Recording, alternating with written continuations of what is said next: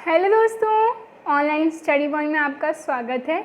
और हमारी जो सीरीज़ है उसको हम कंटिन्यू करेंगे, जिसमें हम आरआरबी एनटीपीसी के जो प्रीवियस ईयर के क्वेश्चंस हैं वो डिस्कस कर रहे थे, जो कि आपके आने वाले एग्ज़ाम के लिए बहुत इंपॉर्टेंट है। साथ ही साथ इसमें हम जो लेटेस्ट करंट अफेयर्स के क्वेश्चन हैं वो भी देखेंगे, उसी पैटर्न पर सेम जो प्रीवियस ईयर में पूछे गए हैं। सो वीडियो को पूरा देखिएगा, ज़्यादा से ज़्यादा लाइक करें, शेयर करें, चैनल को सब्सक्राइब करें। इसके अलावा हमारा जो ऑनलाइन स्टडी पॉइंट का मोबाइल ऐप है वो लॉन्च हो चुका है। तो आपने अगर अभी तक इसको डाउनलोड नहीं किया है तो डिस्क्रिप्शन में लिंक है, जल्दी से जाकर इसको डाउनलोड कीजिए, जहाँ पर आपको डेली की फ्री ऑडियोज़, वीडियोज़, PDF सब कुछ मिल जाएगा। इसके अलावा मैथ्स का जो हैंड PDF है वो भी लॉन्च हो चुका है, जो आपको बहुत हेल्प करने वाला है। सिर्फ 99 रुपीज़। डिस्क्रिप्शन में लिंक है, जल्दी से जाके परचेस कीजिए। हम देखते हैं पहला क्वेश्चन।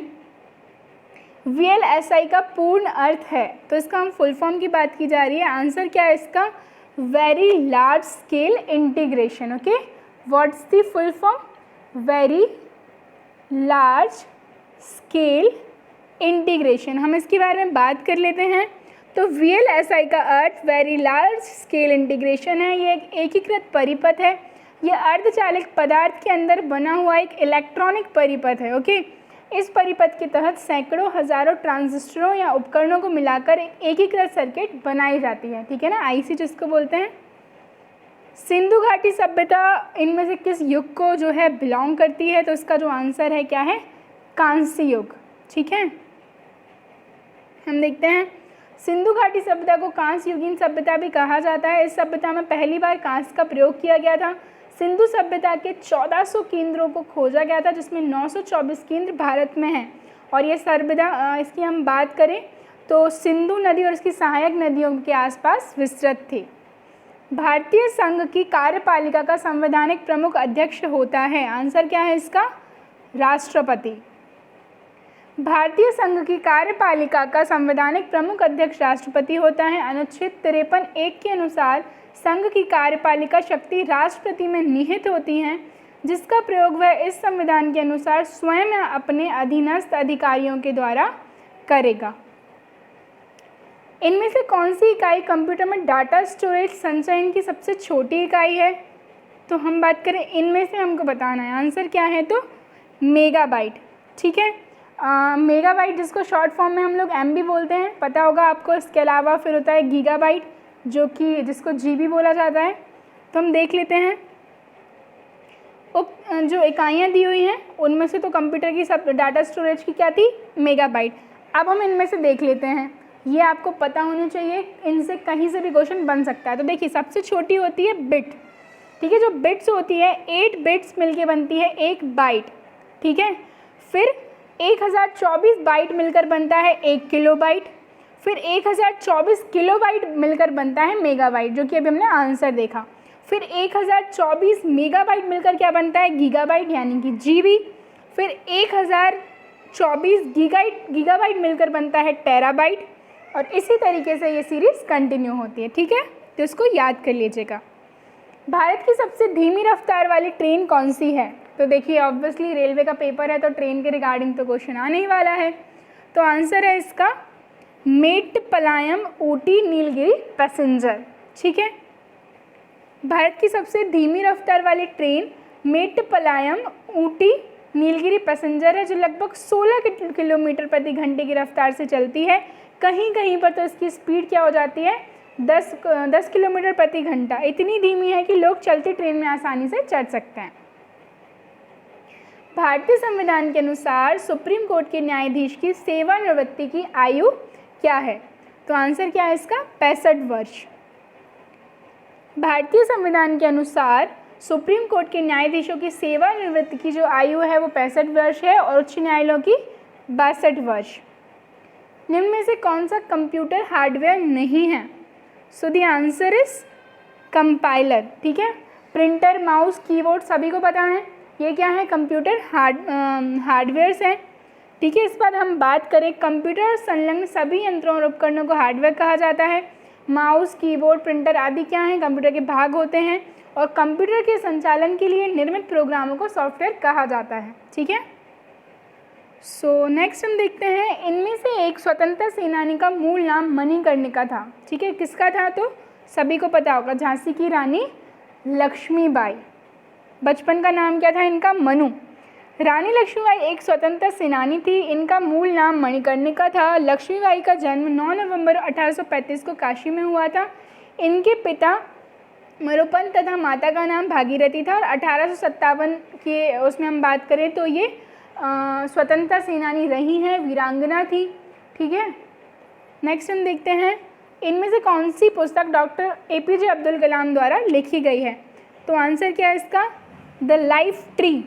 ओके, देख लेते हैं। द लाइफ ट्री पुस्तक डॉक्टर अब्दुल कलाम द्वारा लिखी गई पुस्तक है। ठीक है, यह किताब 26 कविताओं की एक दुर्जेय व्याख्या है जो कि एक समय में निजी और सार्वजनिक रहा है। और ये कब आई थी? 2005 में। भगत सिंह, राजगुरु तथा सुखदेव को किसकी हत्या के आरोप में फांसी दी गई थी? आंसर क्या है इसका? JP Saunders. देख लेते हैं, भगत सिंह, राजगुरु तथा सुखदेव को JP सॉन्डर्स की हत्या के आरोप में फांसी दी गई थी। भगत सिंह के नेतृत्व में पंजाब के क्रांतिकारियों ने 17 दिसंबर 1928 ईस्वी को लाहौर के तत्कालीन सहायक पुलिस कप्तान सॉन्डर्स की गोली मारकर हत्या कर दी थी। और 23 मार्च 1931 को तीनों को क्या हो गई थी? फांसी हो गई थी। ठीक है, और जो रेजिनॉल्ड डायर की हत्या है वो किसने की थी? ऊधम सिंह ने की थी। भारत का राष्ट्रीय गीत वंदे मातरम की जो रचना है वो किस भाषा में की गई थी? आंसर है इसका संस्कृत भाषा में। भारत का राष्ट्रीय गीत वंदे मातरम की रचना संस्कृत भाषा में की गई थी। इसे बंकिम चंद्र चटर्जी के उपन्यास आनंदमठ से लिया गया है और 26 जनवरी 1950 को इसको स्वीकारा गया था। ठीक है, इसरो की वाणिज्यिक तथा विपणन शाखा है। आंसर इसका आप लोगों को भी साथ साथ में कमेंट करना है अगर आपको आंसर्स आते हैं। ठीक है ना, क्योंकि ये आप उसको बिल्कुल एज अ प्रैक्टिस टेस्ट जो है कंसीडर कीजिए। एग्ज़ाम पास ही में है तो जल्दी जल्दी से सभी को सिलेक्शन भी लेना है, तो बहुत इम्पॉर्टेंट है कि अच्छे से पढ़ाई कीजिए। तो हम देखते हैं आंसर क्या है इसका? अंतरिक्ष कॉरपोरेशन लिमिटेड। इसरो का वाणिज्य तथा विपणन शाखा अंतरिक्ष कॉरपोरेशन लिमिटेड है। ये 1992 में भारत सरकार के स्वामित्व वाली एक निजी लिमिटेड कंपनी की एक मार्केटिंग शाखा के रूप में शामिल किया गया था। इनमें से किस झील का निर्माण विकास दक्कन के बेसाल्टिक चट्टानों यानी कि जो क्रिटेशियन युग में हुआ था उस पर बड़े उल्कापिंड के टकराने से हुआ है? आंसर क्या है? लुनार झील।